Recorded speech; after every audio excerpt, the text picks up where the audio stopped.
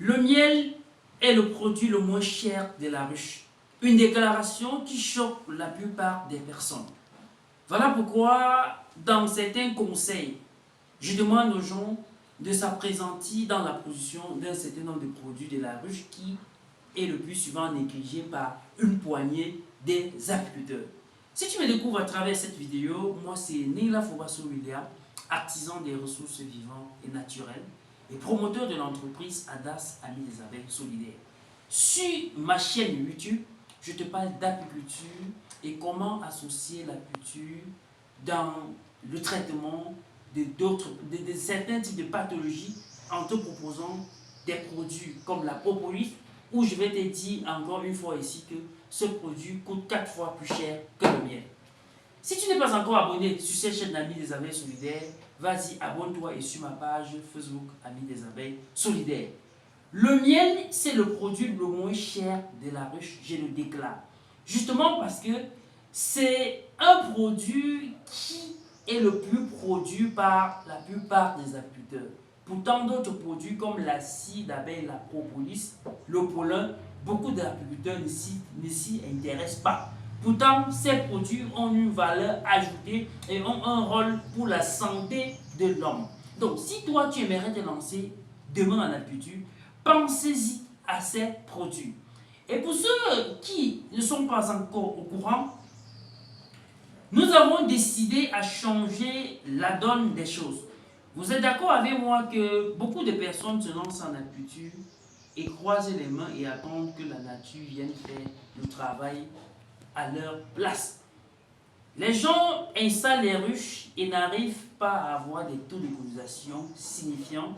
Pourtant, ils ont une bonne végétation susceptible à leur donner des bons résultats en apiculture. Nous mettons désormais à votre disposition des colonies sélectionnées. Et nous vendons également des ruches colonisées. Ceci pour vous dire simplement que si toi qui m'écoutes et que tu désires avoir des ruches Fobasso déjà colonisées, nous pouvons te servir. Si tu désires avoir des ruches Tamenye colonisées, nous pouvons te servir quel qu'en soit ton nombre. Et je te conseille ces deux ruches, la ruche Fobasso en particulier, justement parce que ce sont des ruches hautement écologiques. Donc le développement de ces abeilles dans ces ruches n'est plus à démontrer. Et quand on parle de développement, on voit la productivité et bien de choses. Donc, si c'est quelque chose, si l'apiculture c'est un domaine qui t'intéresse bien sûr, dès maintenant, tu ne vas plus installer 100 ruches quelque part et après 2 ans, sans rendre compte, tu n'as même pas 2 colonies. Et pourtant, tu as une bonne végétation. Je m'adresse à ceux-là qui sont au niveau des doigts. Si vous me suivez sur cette chaîne ou sur ma page Facebook, vous allez vous rendre compte qu'il y a 2 jours, j'étais sur Douala. Parce qu'un monsieur m'a déplacé de Tchang sur Douala pour venir récupérer une colonie et l'introduire dans sa ruche. Je vous ai laissé cette vidéo en commentaire.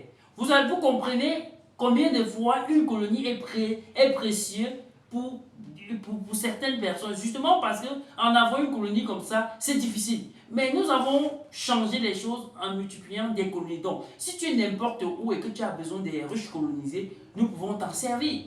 Donc, l'apiculture ne devrait plus être ce domaine où on installe les ruches et croiser les mains et attendre que la nature vienne coloniser nos ruches. Nous devons, dès aujourd'hui, ramener 10 ruches en champ et qu'on peut décider de ramener également 10 colonies. Donc, toi qui veux démarrer un projet apicole, parce que d'ici va marquer le début effectif des activités intenses en apiculture qui se débute avec la saison sèche.